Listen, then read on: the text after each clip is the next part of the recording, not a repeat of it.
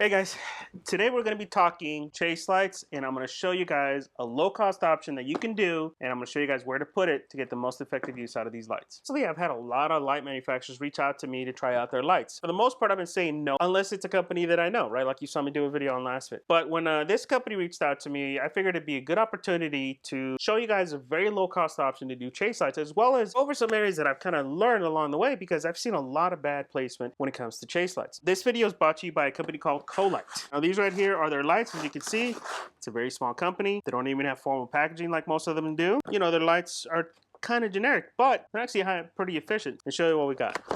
And these are dual reflector pods. It has a built-in reflector on here already. Unfortunately, this is not interchangeable, so you can order them either white or amber. If you're going to do chase lights, always order amber. Amber cuts through dust much better than white light does. White just kind of gets lost in the dust. Fairly sturdy lights. It's a hyper spotlight, so it's super bright. So we got two other lights. I said yes to these guys because of their mounting solution. Now this is an optional accessory you can order for them, but they give you the option to do a lip mount. This right here is their lip mount. It allows you some flexibility on where you can mount this. You can do chase lights without doing any major modifications to the truck, which is kind of a big deal to me. I think these brackets are a really good idea. And then you can also order a harness for them. Now, if you order the lights, all you get is the lights with just a little pigtail. Those guys that have like F-150s without the upfitter switches, you're gonna need something like this. It has all the relays, the switch, all the stuff you would need to wire it into your truck. This is something that is already in the Raptor, so if you're a Raptor guy, you don't need this. You can just get the lights and do your own wiring. Let's get to it. Now, as far as placement goes, you have a couple options of where you can put these, and I've seen this put just about anywhere. Most guys put them here. It's not a bad spot, but there's a big problem with this spot. As soon as that back end bucks a little bit or goes down into a wall, the light is going to be blocked. I know it's easy to install right here. There's less cabling. You can just go straight into the cab and go from there, but this is not a good stop. It's going to get blocked. The second most common area I've seen you guys use is put it down here. Also not a good spot. This is even worse than back there because now any little thing, a bush, anything is going to obstruct the view of this light. This is not a great spot. The next most common option is to replace the third brake light and do the lights there. GJ Motorsports and Evo Manufacturing make a third brake light option. Is probably one of the best solutions out there. Problem with that is anywhere between $600 to $900 for the whole setup for the kit, gaskets, and all three lights. It gets really, really expensive and it's cost prohibitive for most people. This option right here is going to cost you around $100 and it's going to be very functional. In my opinion, the best place to put these lights is right at the back of the truck. I've seen some guys do 3D printed pockets that go in here and actually hold the lights. I've seen others actually mount them to the rail. That's an option too here. I'm going to show you guys a way to do this without having to modify this bed at all. Now this is the lip mount. This is one of the reasons why I wanted to do this video with Colite, is because I saw their lip mounts and I was like, that's a great idea. The lip mount has 3 bolts. So it should be super strong enough to hold it. We went ahead and changed the angle of the bracket, and we're gonna end up putting it right about there and with the light, and it's gonna end up holding the light right about here. You notice it's right towards the back of the truck. Best angle, best place. Means it's gonna be less obstructions. Really good solution for under 100 bucks. A little gap so you can just like hold it with one of your fingers. Okay, put it on. You got it in? Mm-hmm.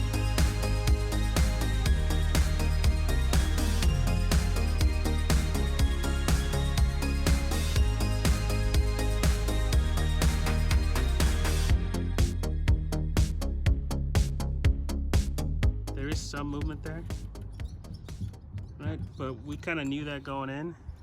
This is, you know, meant to be a low-cost solution.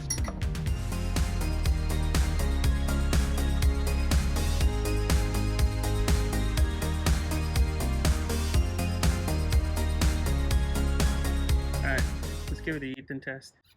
Oh, that's not holding well. Oh, it's about ready to pop off. Yeah, you're about ready to pop it off. You didn't tighten it enough. We got a pretty good hold on that side, but this is not holding at all, and it has to do with the unevenness of the plastic and The metal. the metal. You know, and the whole point of these is to do it without modification. If we have to start cutting this up, now we're modifying. I don't want to modify. So here's the other side, but I want to see what it would take to get this thing to pop off. We actually got a pretty good hold on this one. So this one actually held on really well, but like I was showing you guys, this happens a lot with a lot of your lower end lights. The mount doesn't hold weight. We've already tightened that up. Let's see, can we get this to pop off? No, we actually get this to move before it pops off. Mm-hmm. So as long as it's flush. Yeah, as long as it's semi-flush or close to it, this is good. But on like the other side, we can't do that. But I think that even still, see the little mount has too much play in it. Which that might not be a bad thing to kind of hide them away, but may not be a bad idea to have a single chase light. Yeah, that's what I've been trying to tell you. Just one chase light's good enough. I think that's what we're gonna end up doing. We're gonna run a single chase light, see how this does. All right, let's get this wired. Now this right here is their kit. You got your two pigtails coming into a relay. You got your power and your ground. We're not gonna use this whole thing. The only thing we need is the cabling here just to get it started. Now we're gonna use this little hole right here to run our cables. Oh my god, you put your truck in the worst spot ever. There we go. Where's the bottom of this damn thing? You can't find the bottom? You're gonna be tempted to run this along the outside of the frame. Do not do that. So you wanna tie into existing cables. So in this case, we're gonna tie it onto here, and we're gonna go on the inside of the frame on the driver's side. If I was running cables from that side, I would bring it in through this cable loom right here. I would follow it exactly and tie it into the current cable harnesses here and run it all the way back. But do not run it on the outside of the frame. Now, another option you guys can do is you can run it inside the frame. Makes it a little bit easier because you don't have to worry about zip tying everything down. You just gotta find a way to fish it through and grab it on the other side.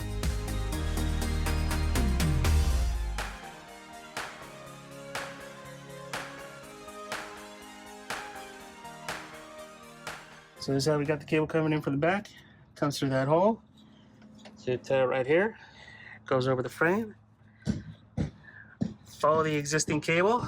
And right now we're at the gas tank. We're gonna keep going. Now we already have cables pre-wired here in the back from when we used to have our rack, but I'm gonna kind of walk you guys through with what you need here. Best way to do this is not run this under the whole truck and then it's better not to run this into the whole truck and into the engine bay. There's too many hot surfaces. You're gonna have to deal with exhaust and downpipes. You're gonna lose these cables. You don't want to do that. The best way to do it is to run through the upfitter switches in the cab. There's vents and grommets behind the cab that you can use to run your cables. If you guys watch our VHF video, you can see how we did it. But basically, it comes through this vent right here, comes down through the side right here. We feed this. We don't remove this part. Feed it through the channel here. Goes under here, feeds through the channel here, and then it goes to the upfitter bypass that's sitting in the cab, and that'll eventually be controlled by those little connections up there. So if you have a Raptor, just remember that that's the route you want to take. If you want to see how we did that, check out our VHF video on how we install the VHF radio. It's the same path on both sides. It's just a matter of getting to this side in order to get your power connections. You can see where the cables come out of the cab right there? Yeah. Get over here. And we use this tape so that we can get it over the top and doesn't hit anything vital. So Christian, start pulling, bud. Oh, okay. Here it goes pulling. That's all the way? Mm-hmm. So we got the cable here. We actually got to get it on this side and tie it to that loom right there.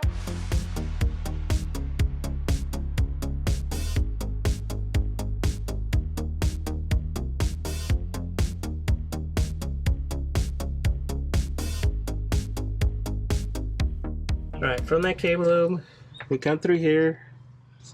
See, you can kind of see the cable right there. It goes over the tank. And in between the cab is where it goes all the way to the other side and goes in to the cab through the vent. We showed you guys earlier. That's it. All right, Christian, turn them on.